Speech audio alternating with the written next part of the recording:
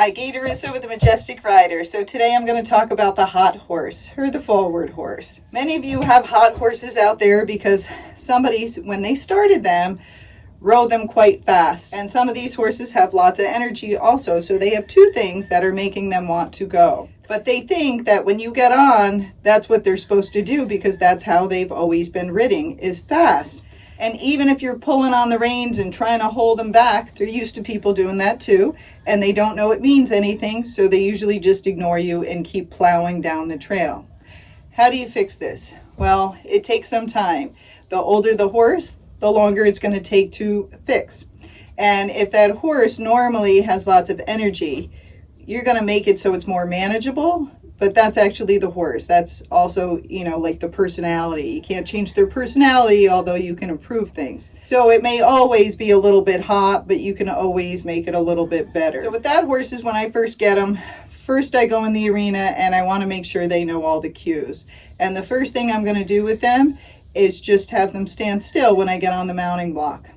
Then what I do is go in the middle, I do lateral flexion, and then I just work on teaching them one rein stops and staying the same speed. So first I try to do it at a walk, and yes, I drop the reins and let it go loose, and what happens is the horses usually run off. As soon as they run off, within 1 or 2 steps, I slide my hand down and do a one rein stop. Once they've stopped, and they might spin around 5 times, or they could spin around 30 times before they figure out to stop, but once they stop, I drop the rein. Now in the beginning, the next thing that happens is the horse runs off again. So that's normal. And it can be scary if you're not used to doing this. But all I do is that one rein stop again. And that's all I do. And I might do it for an hour, or I might do it just until that horse actually figures it out. So in some smart horses, in 5 or 10 minutes, they can walk around on a loose rein. But I want to be able to drop my reins by accident on the trail and not have the horse take off. I want to be able to drop my reins by accident in the arena and not have the horse take off. And I want to be able to drop the rein and have that horse relax and drop its head down. So that is one of the first things that it needs to learn. I will repeat that daily. I don't work on its gaits. I don't work on anything else because you need to focus on one thing at a time in order to get it accomplished. So you can't take a trail riding, you can't go out with your friends. You got to set up a couple weeks or a month that you're going to work on this and fix it so you're not chasing this for the rest of the horse's life. After I can get them to walk on a loose rein, then I will shorten up the reins and I will do patterns and I will do a lot of things at just a walk, not even a flat walk. I want the horse to trail walk if possible. As I'm doing these things, if the horse gets frustrated and speeds up, I do a one rein stop. Now I do that over and over again until it can walk and I can ride it with 2 hands. And then after that, I will just stop and back it up if it goes too fast. And then I will stand there.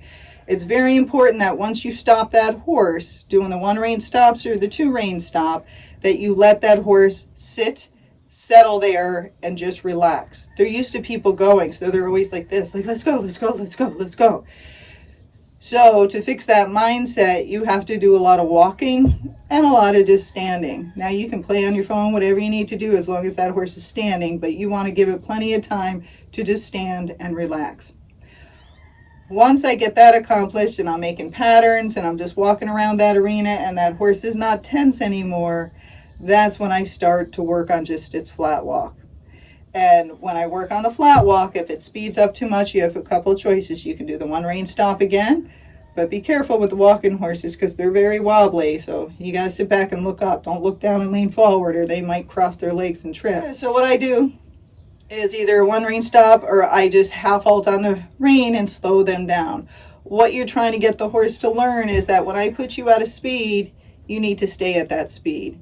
So as you're going around at the flat walk, you want to work for 10 or 20 minutes at that flat walk. Stop and give them breaks in between when they're doing well, or if you can loosen the rein a little bit, that's when you stop and rest. And then you just keep repeating this. You don't want to go to their running off. If it says racking horse, you don't want to go to their rack. Remember, you're trying to fix the horse's mindset and you're trying to calm it down. So this horse has to realize it doesn't need to go anymore, that it can go slower and it can walk and it can relax. Once it can do that flat walk and it can do it really well and it can stand still and it just waits for me, that's when I'll do the running walk. It's usually about a month later. Now, it could be faster than that or it could be 3 months later. It just depends on that horse. And what you're trying to do is I go up into the running walk for a bit, then I come back to the flat walk or the walk, and I go back and forth. So this is called doing transitions, just like if you had a trotting horse. You would walk and trot and then come back to the walk. Go from the walk to the trot and then come back to the walk. So the horse understands that when you go faster, the next thing you're probably going to do is slow down. Horses like to anticipate, so once they understand that, they go, oh, I'm not going to go too fast because she's going to slow down, so I guess I'll just slow down.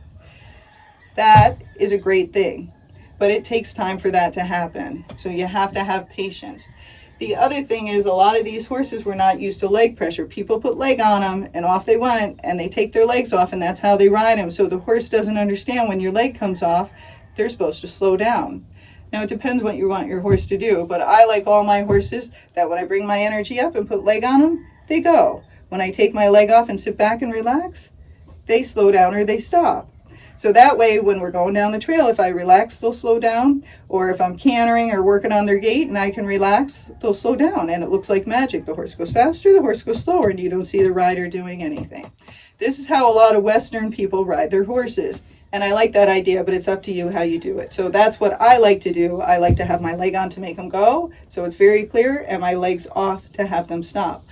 Otherwise, if you have put your leg on to make them go and then you want them to stay that same speed without your legs and you take your leg off, you have to have a very good cue and pre-cues in order for that horse to know it's supposed to slow down, okay? Because even if you're half halting, your legs aren't on, so that horse is like, am I supposed to go or am I supposed to not go? What am I supposed to do? And most likely they revert back to what they did before, and so they just ignore you and keep going. When I do the work in the arena, I always start them in a snaffle, but every gaited horse is different. Some of them have a low palate and the snaffles irritate them.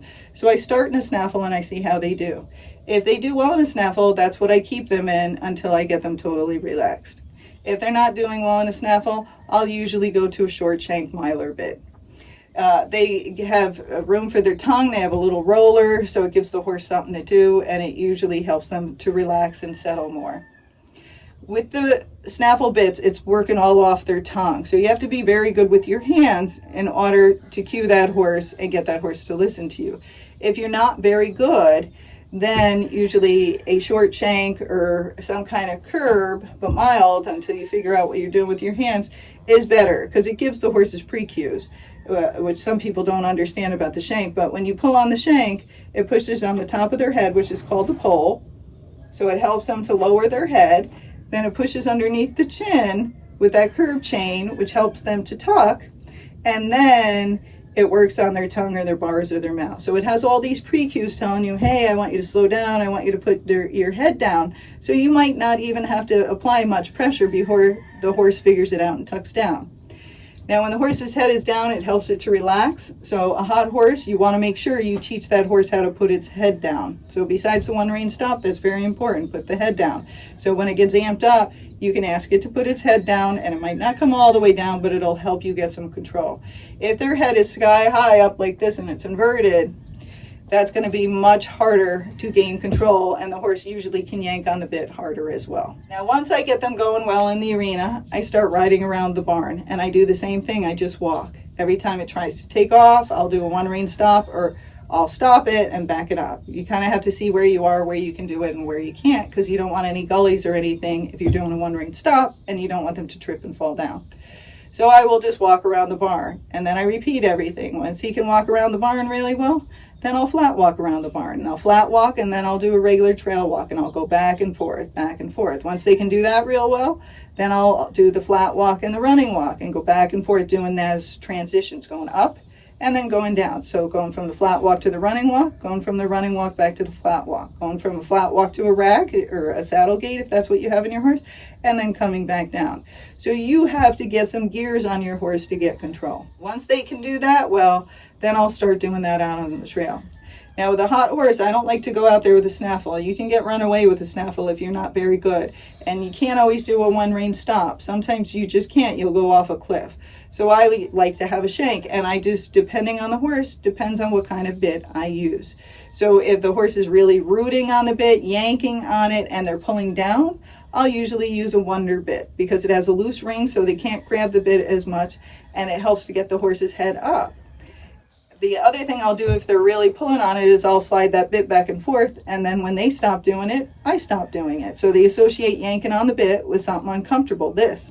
If the horse is throwing his head up, I'll usually use one of the miler bits because that helps to tuck their head in more. And if they're throwing it up and trying to get it, I'll try to hold.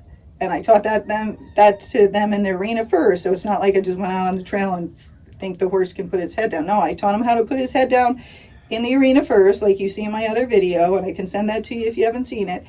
And then I do it around the barn, and then I do it out on the trail. So if he starts throwing his head out on the trail like that, I will slide the bit, get his head down, and then I might even stop. Now, as I'm riding out on the trail, I'll do the same thing. I'll try to do everything at a slow walk. Once he can do it at a slow walk, then I go back to doing those transitions. But you're trying to do this in stages and build your horse back up so he knows what to do. You can't ride in the arena one day, think he understands what to do, and then go out on the trail with your friends. It doesn't work that way. You are trying to reteach this horse what to do. The other thing you can't do is go out with fast horses. So as you're going through this whole scenario teaching this horse, you have to do this alone in the beginning or with a slow horse, not a horse that gets amped up and is going to amp your horse up.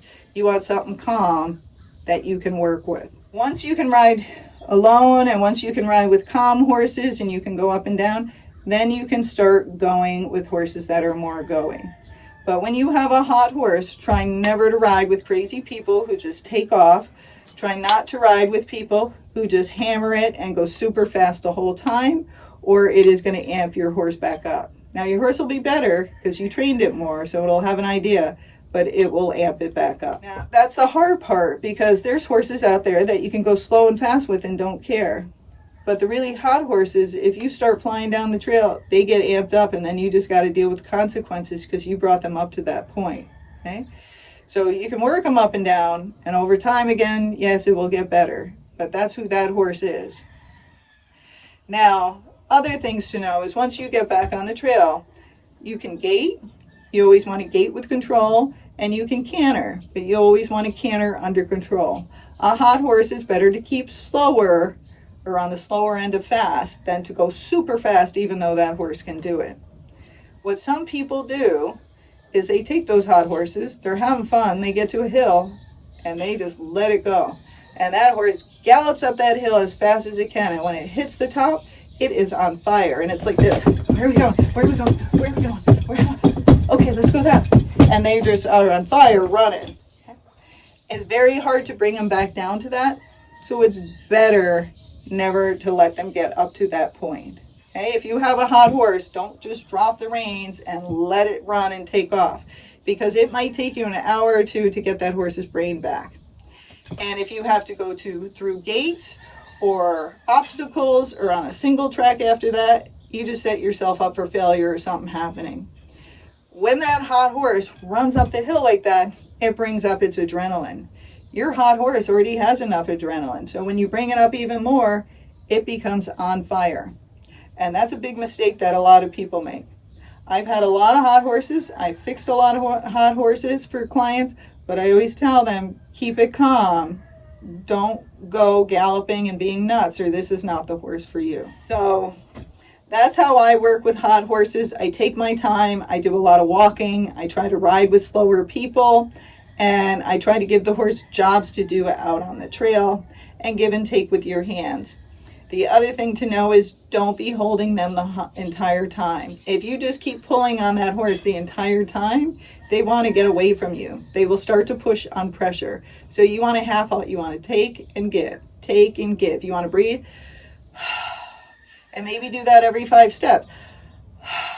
But you have to do it through your mouth. If you just do it through your nose like this, it's not the same thing and the horse won't feel it as much.